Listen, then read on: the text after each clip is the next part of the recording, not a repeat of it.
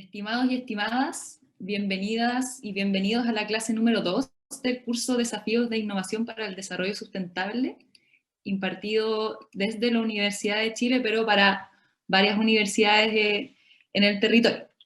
Como habíamos mencionado en la clase 1, y voy a volver a repetir algunas recién incorporándose en esta clase, es que se hace en esta modalidad abierta, digamos, territorio, y en esta oportunidad se va a tratar sobre agua rural. Ay, espérenme un segundo que me falló la... Ya. También para aprovechar de comentarles a las personas que están recién incorporándose, estas son las otras universidades que están participando como coorganizadores de este curso, y posteriormente lo que va a ser la Hackathon por el Agua, al final de este semestre. Y ahí pueden ver que está la Universidad de Chile, acá en la región metropolitana, la Universidad de La Serena en la región de Coquimbo, la Universidad Católica de Valparaíso, la Universidad de la Frontera en la región de la Araucanía, la Universidad de Concepción en la región del Biobío y la Universidad Austral en la región de Los Ríos. Acá debiesen haber estudiantes de todas estas universidades, lo cual es muy entretenido porque enriquece bastante las conversaciones por lo que pudimos ver en la primera clase. Esperemos que siga así.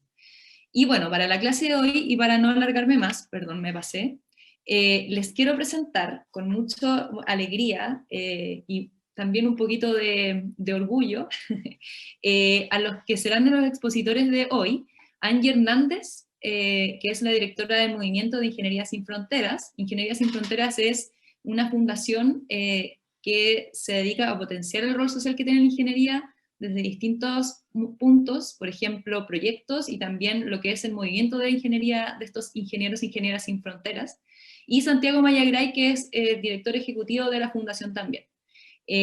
Por supuesto, después Angie y Santi, preséntense ustedes mismos con lo que quieran comentar.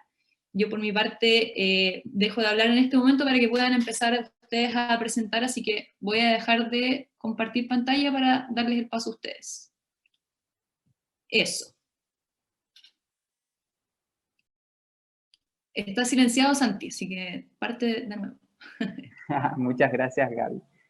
Bueno, hola a todas y todos. Muchas gracias por estar presente en esta segunda clase del curso. Para nosotros es un gusto estar hoy presente, que poder ver tanta gente motivada con esta temática. Muchísimas gracias, Gaby, por la presentación también. Ahora voy a compartirles pantalla para poder comenzar pronto y así aprovechamos el tiempo que tenemos juntos. Bueno, ¿me pueden confirmar, por favor, cuando puedan ver la pantalla? Perfecto. Sí, todo bien. Muchas gracias. Bueno, yo soy Santiago Mayagray, soy director ejecutivo de Ingeniería Sin Fronteras Chile, como bien dijo Gaby.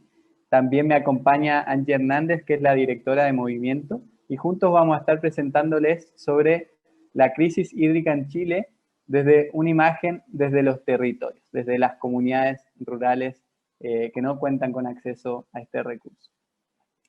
En esta charla, en esta clase, vamos a verla en tres partes. En primer momento vamos a conversar y comentarles sobre nuestra fundación, sobre Ingeniería Sin Fronteras Chile, para que ustedes puedan comprender por qué es tan importante este proyecto y este tema para nosotros.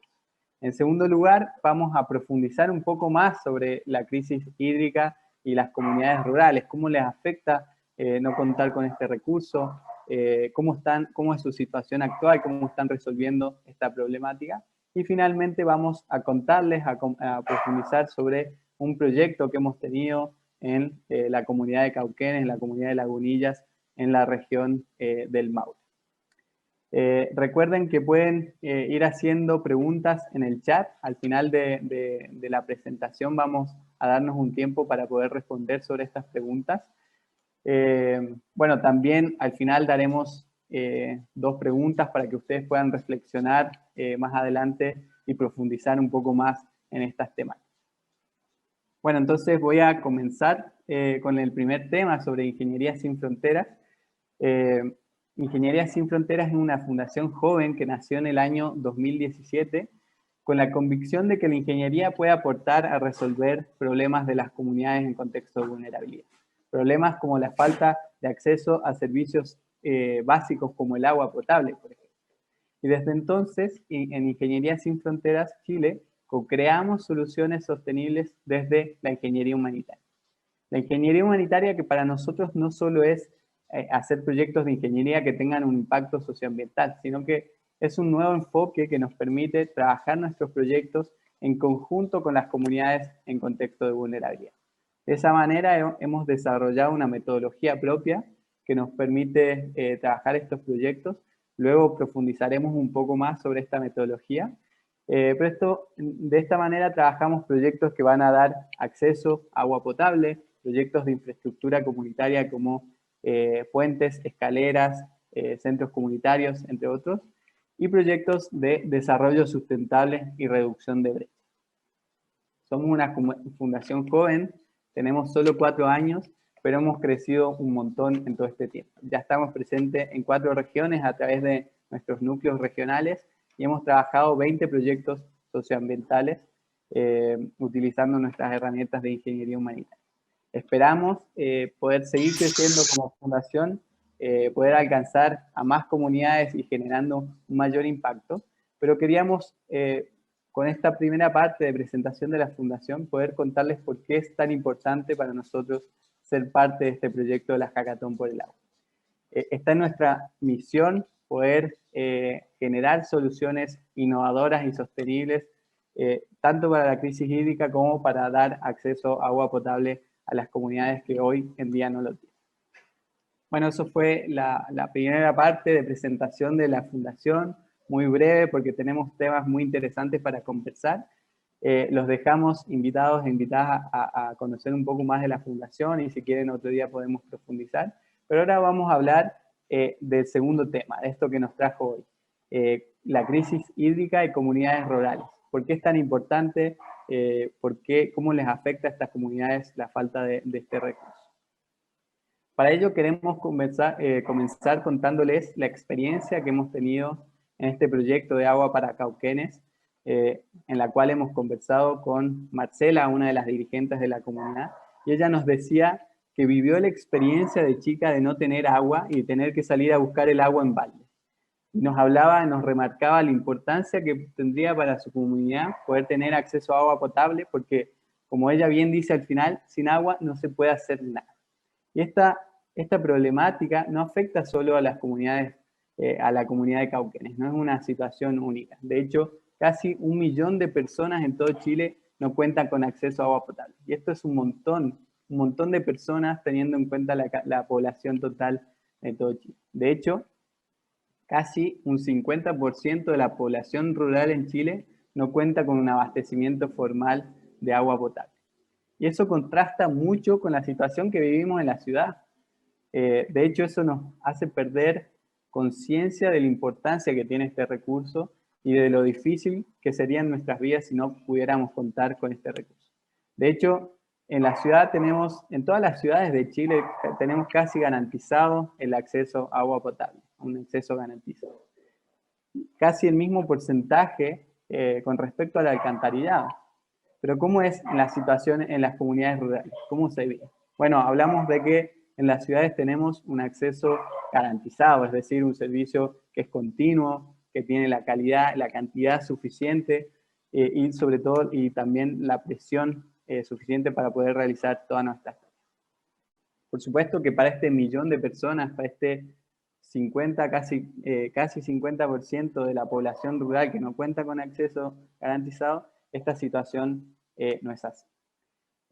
Y entonces, ¿cómo hacen estas comunidades para abastecerse? Bueno, tienen que buscar soluciones alternativas, soluciones que presentan muchas problemáticas al final. Por ejemplo, los camiones aljibes, una solución de emergencia, por el cual vamos, a través de camiones, vamos a proveer de agua a estas comunidades que no cuentan con un acceso.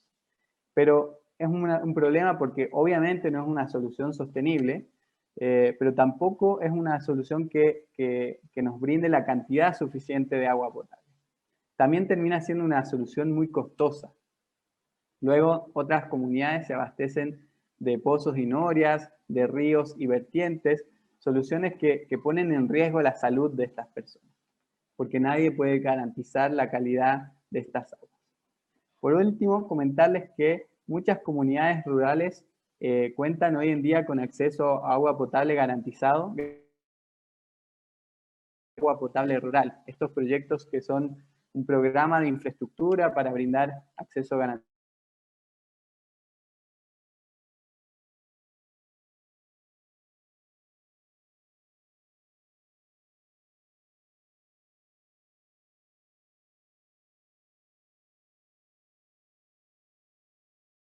Un comité, programas de agua potable rural están teniendo problemas por falta de mantenimiento de su infraestructura o también por la sequía misma que viene del cambio climático y de otras importancias que seguramente van a estar profundizando en otras clases del curso.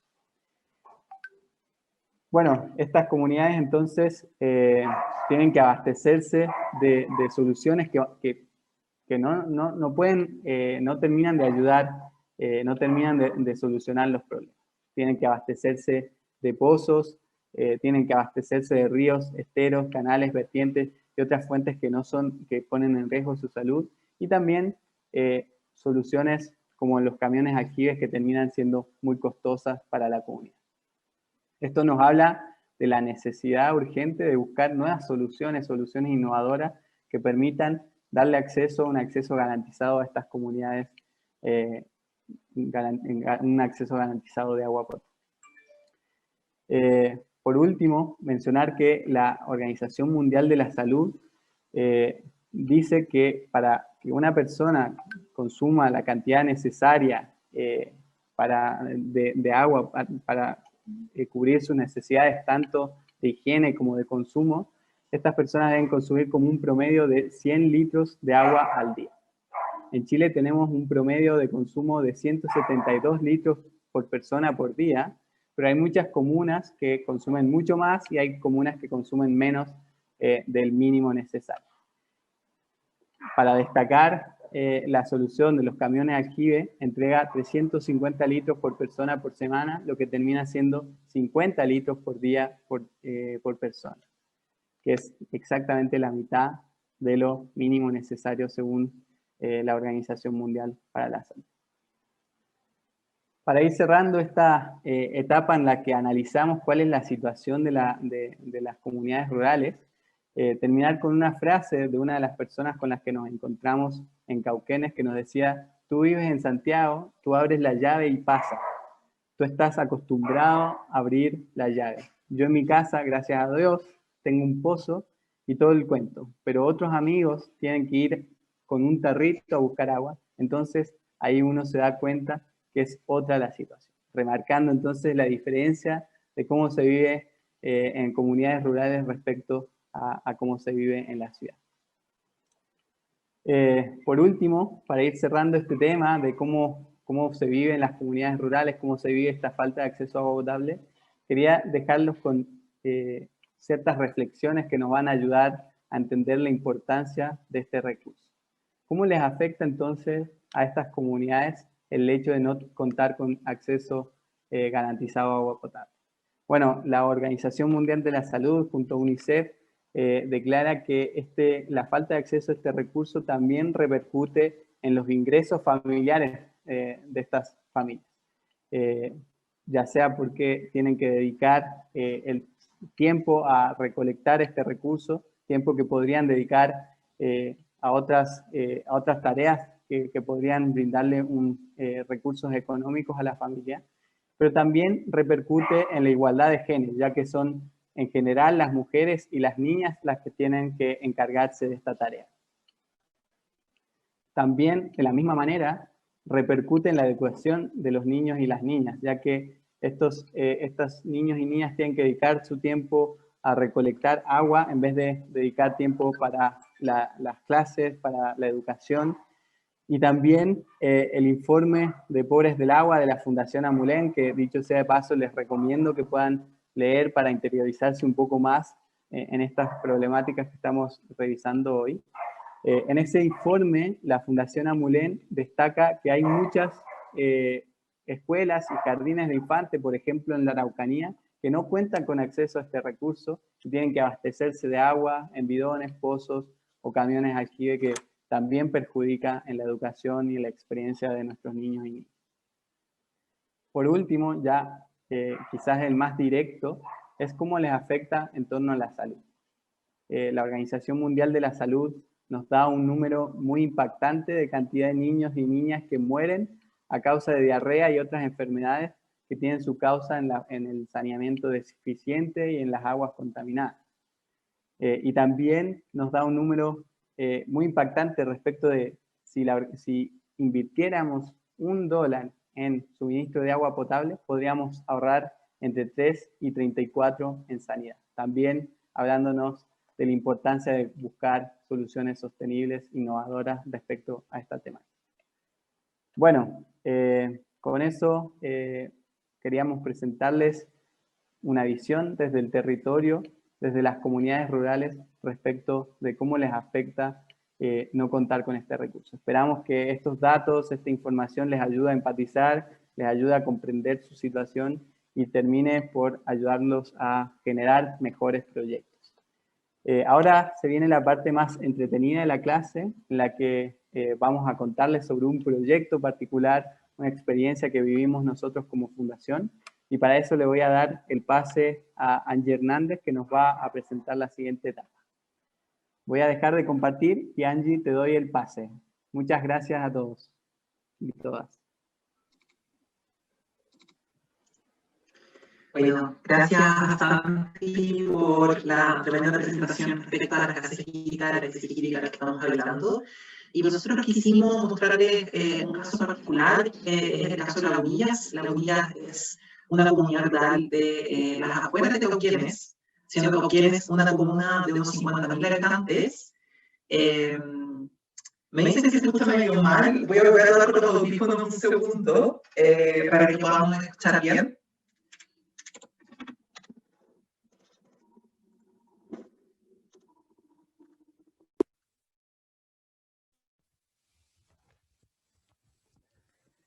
Cuéntame si se escucha bien. Ahí mi informante sí, mucho mejor. clave, la Gaby. Perfecto, gracias.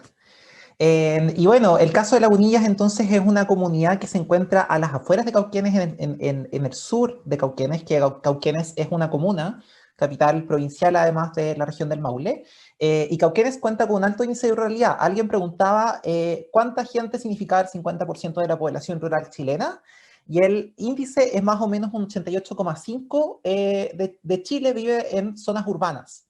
¿Ya? Entonces el otro 12,5, haciendo cálculos por 19 millones sobre 1 millón de personas más o menos. O sea, las que no tienen acceso a agua, ¿ya? Porque son 2 millones más o menos. Es decir, la mitad de las personas que no tienen acceso a agua viven en comunidades rurales, y esas comunidades rurales no tienen cómo acceder a ese recurso. Entonces aquí Lagunillas es un caso bien ejemplar, pero primero les quería hablar un poquito de la metodología que nosotros tenemos. Nosotros, en términos simples, trabajamos desde una concepción, como bien decía Santi, que es el enfoque de ingeniería humanitaria, donde combinamos ciencias sociales con ingeniería, ¿ya? Aquí nosotros solamente trabajamos el diagnóstico, pero este ciclo, este proceso, es algo muy, muy conocido que se llama el ciclo de proyectos sociales. Ustedes lo pueden googlear y le va a aparecer lo mismo, pero con 3 etapas, ¿ya? Porque la 2 y la 3 son de intervención. Planificación, intervención, diseño, intervención, ¿ya? Pero aquí lo suplimos por diseño participativo y construcción participativa, que son sellos de la ingeniería. Esto se los menciono muy someramente porque vamos a ver particularmente el diagnóstico, que fue lo que hicimos con Lagunillas. Aquí un diagnóstico, ¿qué es un diagnóstico? Un diagnóstico es un conocer, ¿ya? Es un saber.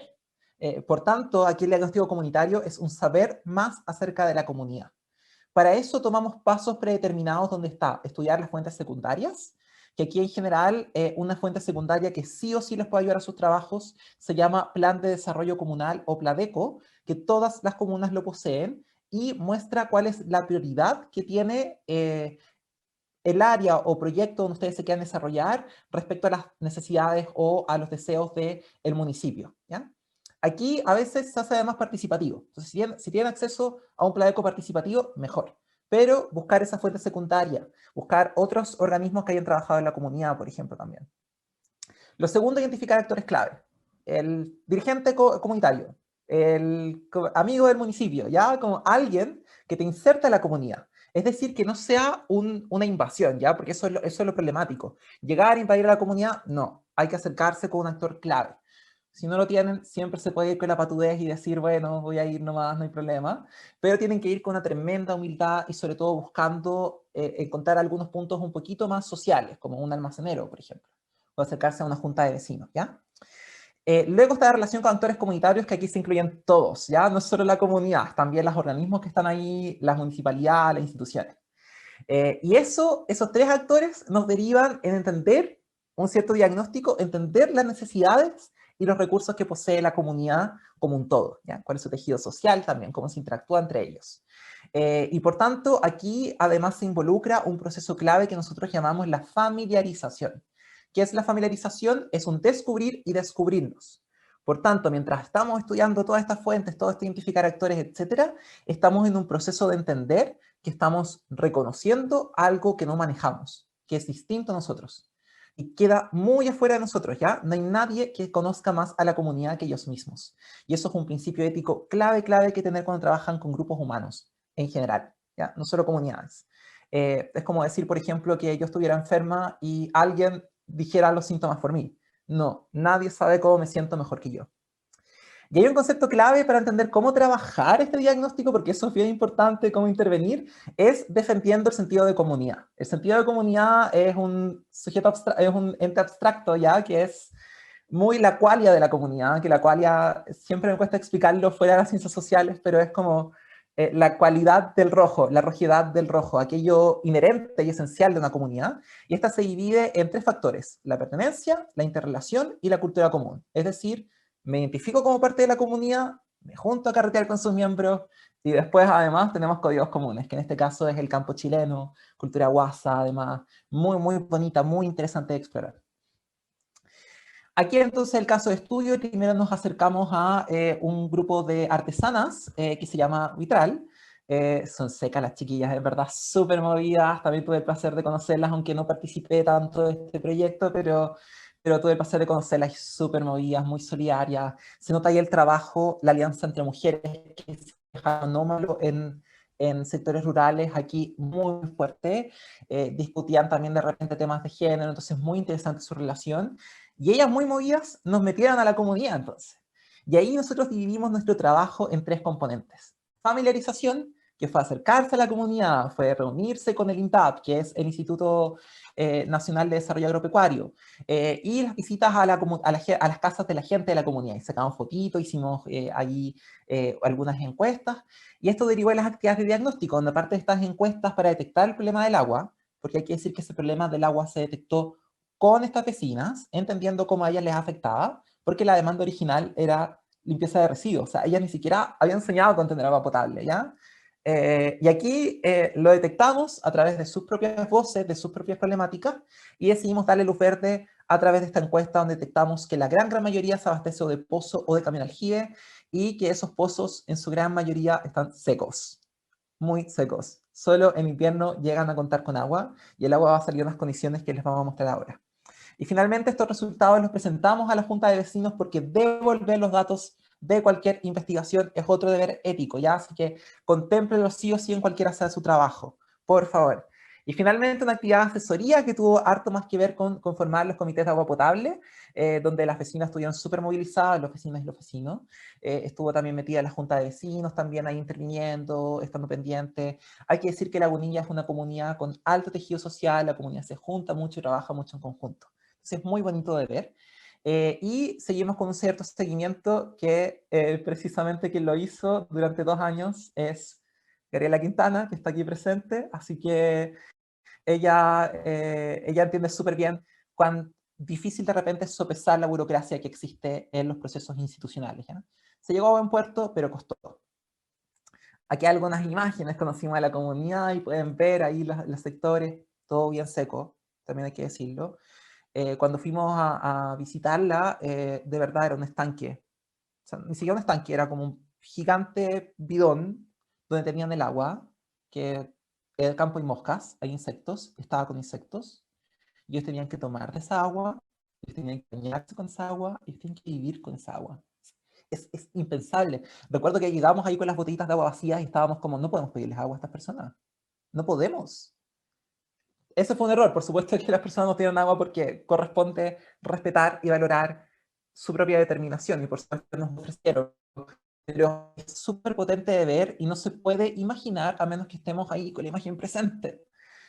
Y precisamente junto con mostrarles que estos pozos algunos han secado, esta es la imagen presente del agua que hay en Lagunillas. Es agua negra, turbia. Esa es el agua que sale de los pozos cuando hay agua. Entonces es una complicación, es un tema que no solamente toca el recurso hídrico, sino que también su estilo de vida. Imagínense a muchas adultos mayores que son los que particularmente habitan el campo, teniendo que trasladar bidones de agua de 350 litros a este estanque. Imagínense.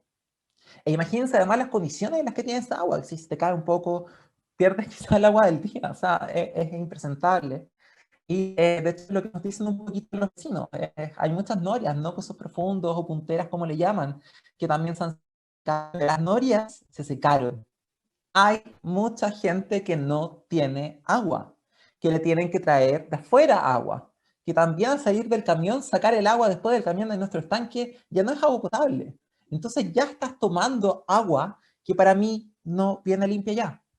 O sea, es bien potente, ¿no? Escuchar es como, el agua potable que tomamos todos los días quizás tiene algún grado de contaminación, pero eso no es nada comparado con lo que ellos viven.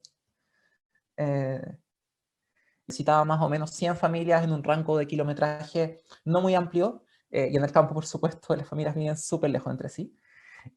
Sin embargo, ahí ese apoyo de otras comunidades también nos sirvió para poder licitar, para poder trabajar y postular esos proyectos, apoyados además por un estudio geológico que licitó la Subdere, que es, lo tengo anotado en algún lado, bueno, pero es la subdirección de algo más que les comentaré en las preguntas. También en ese sentido contarles que estas 4 comunidades representaron beneficios para 250 familias, pero que hubo una dedicación de 45 voluntarios y voluntarias entregando trabajo con sobre 3.000 horas de trabajo. Es decir, es muy, muy grande lo que se hizo. La Subdere era Subsecretaría de Desarrollo Regional y Administrativa. La encontramos. Y en ese sentido, la recomendación aquí es no subestimar cuánto toman estos proyectos, porque no pasa por ustedes, pasa por la burocracia muchas veces que existe detrás, y que obvio, o sea, falta agua, todos van a competir por esa agua. ¿Ya? Eso es muy importante tomar en cuenta. Entonces, asesorarse, entender los tiempos, que se atrasa, que se puede perder la postulación, es bien, bien relevante. Y es importante que además no generen una sobreexpectativa con la comunidad ni con ustedes mismos. Es súper importante ajustar eso, porque en la medida en que la comunidad se esperance, puede ser algo que es un valor, pero que también es súper frágil. Y eso es precisamente lo que vamos a ver en una viñeta posterior. Pero antes de eso, quiero mostrarles el resultado de una investigación que hicimos el año 2019, una preciosa investigación con comunidades de 4 regiones del país, donde una de ellas fue Lagunillas. De aquí sacamos algunos resultados de cómo salió el proyecto de acompañamiento, diagnóstico y asesoría con ellos. Y esto fue un poquito de lo que reflejaron. Dígame si se escucha el audio, por favor. Me dijeron que había que compartir audio, no sé si lo hice, así que veamos.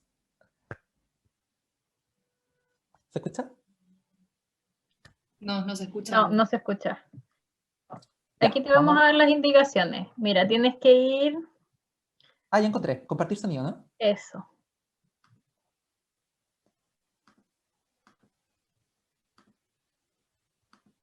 Estamos frente a una crisis importante por el cambio climático.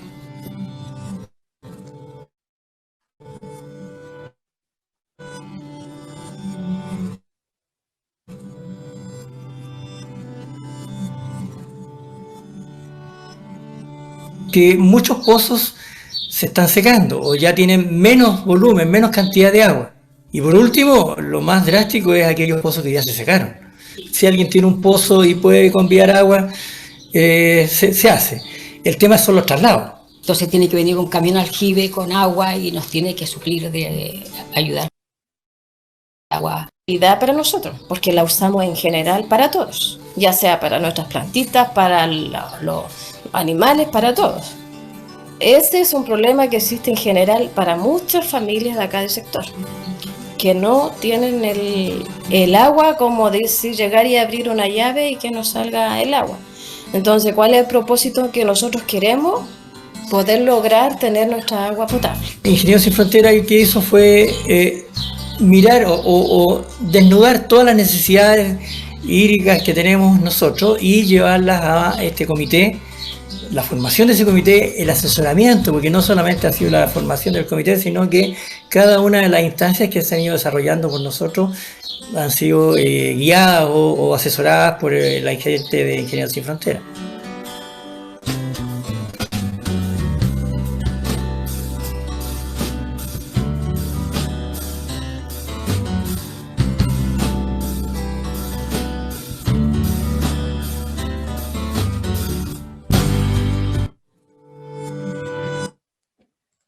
Ahora no sé cómo mover a la siguiente.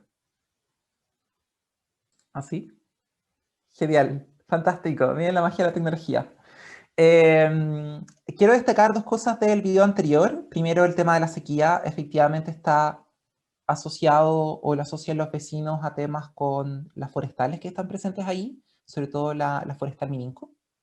Sin embargo, hay que relevar que no ha habido algún estudio aún que pueda linkear esa causalidad, ¿ya? Por eso es que no lo tocamos durante esta presentación, pero no se puede obviar también que existen factores que los vecinos identifican y que hay que valorizar, ¿ya? Y segundo de todo, es que ese video se grabó en el 2019, entonces ya el 2020 efectivamente los vecinos ya contaban con la aprobación de ese agua potable rural y están encontrando el terreno, entonces también algo muy importante, ¿ya? Aquí destacar una última viñeta, que también vino una dirigente comunitaria y que refleja un poquito lo que les decía de las expectativas. El impacto fue igual cuando llegaron y dijeron que podíamos tener la posibilidad de tener agua. Ya fue impactante. Que en el campo tengamos agua es increíble, porque es como un sueño que sería realidad. Porque tal vez mucha gente ni siquiera pensó de tener agua algún día, y si no es por ustedes, que llegaron a darnos como esa ilusión, muchos no habrían pensado. Ya aquí habla de que nosotros dinamizamos sueños, y eso implica un gran compromiso y amor por lo que hacemos, pero también una gran responsabilidad. Porque si generamos sobreexpectativas, si no cumplimos con los proyectos, si no le informamos a la comunidad, si lo hacemos todo por nuestra cuenta y después se lo instalamos a la comunidad, los proyectos no se sostienen, los proyectos no son participativos, los proyectos con la comunidad no funcionan, y sobre todo, jugamos con los sueños de la comunidad. Y eso quizás no lo veamos cuando nos vayamos de la comunidad, lo vamos a ver en el tiempo, cuando otra organización llegue y se dé cuenta de las consecuencias del efecto social. Algo que como cientista social, yo soy psicóloga comunitaria, me gustaría relevar es que el campo social constantemente tiene la función de cubrir las brechas que deja el Estado en el mundo de las comunidades, etc. Sin embargo, y eso implica una cierta precarización de recursos, que hay que conseguirlos, buscarlos, etc. Sin embargo, tenemos que entender que siempre vamos a llegar con comunidades que ya tienen una sensación de abandono. Entonces ahí hay algo muy importante que realizar, que es construir esa confianza y no romperla, ¿ya? Porque queremos no solamente entregar agua, sino que entregar calidad de vida. Y eso se hace solo si estas comunidades aprenden a trabajar en conjunto y a mantener también el agua potable rural, porque lo que decía Santi es real, como muchas comunidades no lo logran y después quedamos un poquito a la deriva porque el municipio no tiene los recursos para llegar a hacer esa mantención. Bueno, tomar agua nos da vida y tomar conciencia nos dará agua. Una frase muy importante que esperamos que se lleve en esta presentación, que esperamos que resuma lo que contamos. Y nos pueden seguir durante estas redes sociales, ahí mencionaba Santi, ahí está nuestro sitio web, donde pueden ver este y todo el resto de nuestros proyectos, seguirnos en redes sociales, SF Chile, nos pueden escribir a cualquiera de esos 3 correos, particularmente a Santi o el mío, felices de responder dudas, y muchas gracias por su atención. Ahora sé que el equipo va a presentar algunas preguntas que elaboramos también para esta presentación, así que dejo a la Gaby para que cuente. Dejo compartir. Muchas gracias, Angie. Igual ahora nos quedan unos minutitos dentro del tiempo, no sé si alguien habló o no. me imaginé. Nos quedan unos minutitos aún dentro del tiempo de la presentación, porque me olvidé de comentarles al principio de la clase que todas las sesiones de este curso tienen dos momentos. El momento de exposición, que ya acaba de pasar, con un ratito para preguntas, y luego vendría el tiempo de la discusión grupal. Así que aprovechemos un minuto para poder revisar algunas preguntas. Nosotros estuvimos recopilando las preguntas que hicieron, y creo que vamos a poder contestar. Para regalar mejores, preguntan cada cuántos años se van actualizando el PLADECO. Creo que esa podría ser una buena para partir. 4 o 5 años. 4 o 5 años. ¿No? Ya, perfecto. Ahora, otra pregunta que es un poco más larga. ¿El problema de Lagunillas es netamente cambio climático o hay problemas con aguas arriba? Preguntan. Aguas, Así aguas arriba. decía la pregunta. Si el problema de Lagunillas es netamente climático o hay problemas con los derechos de agua, aguas arriba.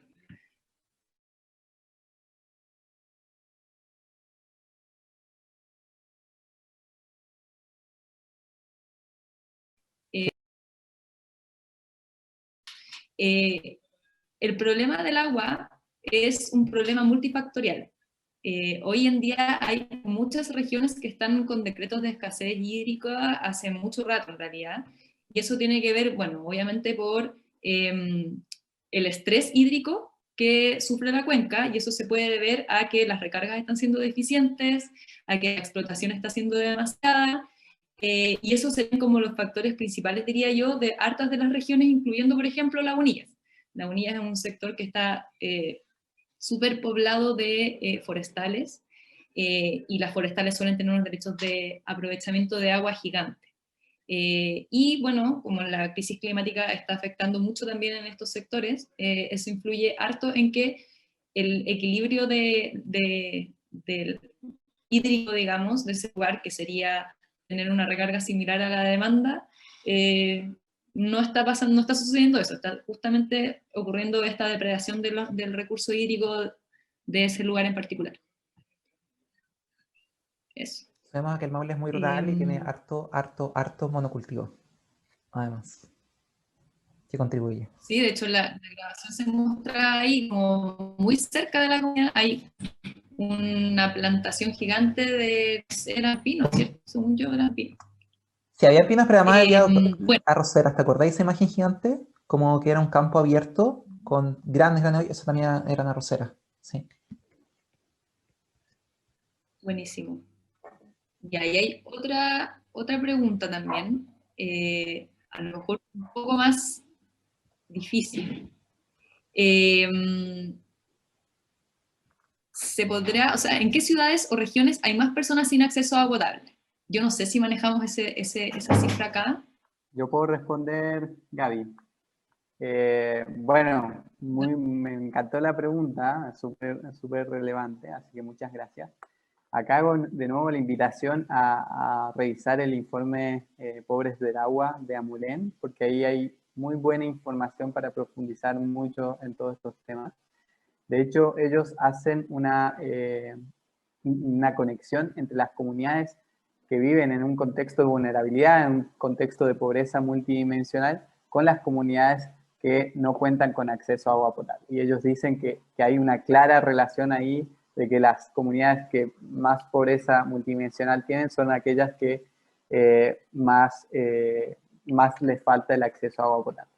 Entre las regiones que se destacan, que cuentan con más comunidades rurales con falta de acceso a agua potable, están la región de la Araucanía, la región del Biobío, la región de los lagos, por ejemplo, porque también ahí en estas comunidades hay muchas poblaciones rurales, hay muchas personas que viven con mucha distancia de las ciudades o que viven en comunidades que no están ni concentradas ni semiconcentradas, a mucha distancia una casa de la otra. Eso, pero pueden profundizar un poco más en el informe de Pobres del Agua.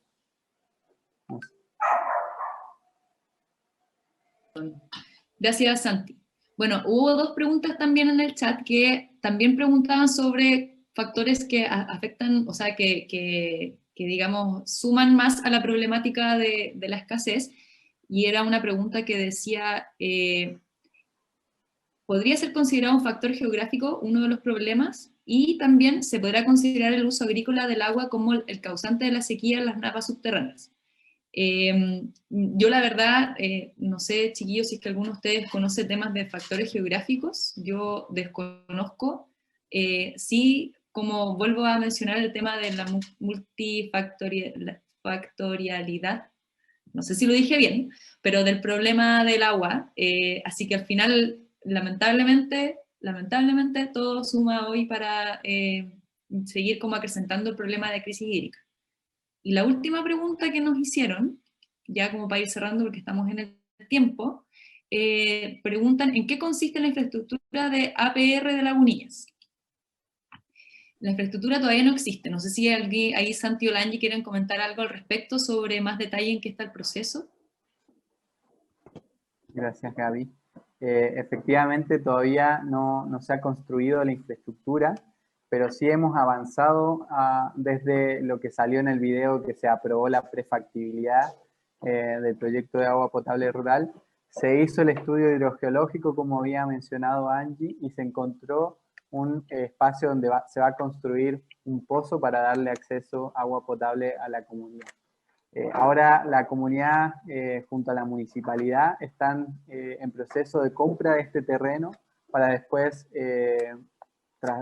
dárselo al Comité de Agua Potable Rural de Lagunillas y poder construir ya, comenzar el proceso de construcción de la infraestructura que le va a proveer de agua potable.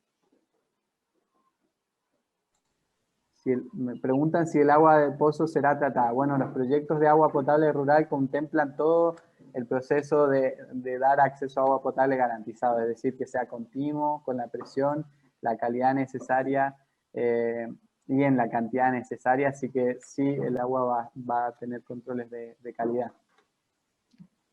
Un pequeño detalle se va a aportar porque tenemos que pasar a la discusión. Solo quiero destacar el comentario que habla de que además de la multifactorialidad hay un factor que es la falta de comunicación de las necesidades de diferentes actores de las cuencas hídricas.